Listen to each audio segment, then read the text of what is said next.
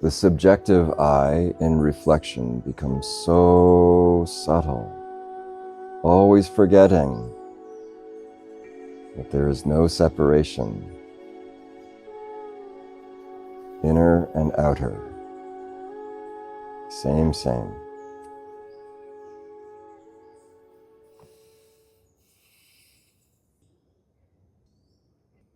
We move from a full, embodied, visceral belief in the separation as an impassioned ego, usually striving for the things and relationships and experiences in the world. This is the part of human life and maturity that doesn't know it doesn't know. And this one says, I'm right. I'm right is the surefire, telltale sign of ignorance.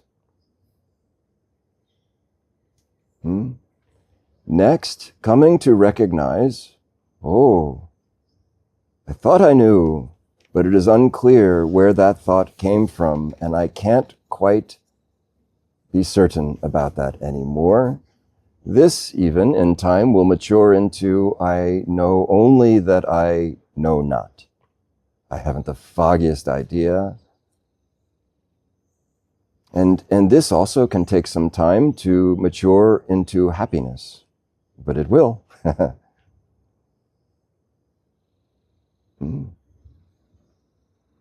This sense of we-ness still has a subtle reflective I-ness in it, and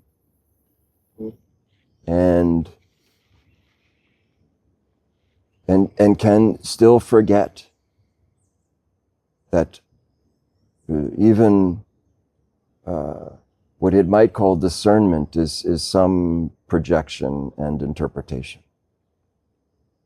But doesn't matter. This is perfectly part of the evolution of what it is to be human.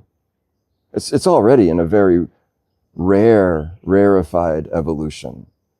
It's really coming out of spiritual adolescence, you could say. A very, very rare. So you can celebrate this success also. But no, still much more. But it's much more pleasant, but there still is this sense of doership. But then the game, subtle, very subtle, of projection and interpretation, and not entirely clear on that still happening. Doesn't know that it doesn't know at that subtle layer. This is a sense of we-ness. And then the sense of I-ness will blossom also out of that, and you will see the I in I. There isn't really even we, actually.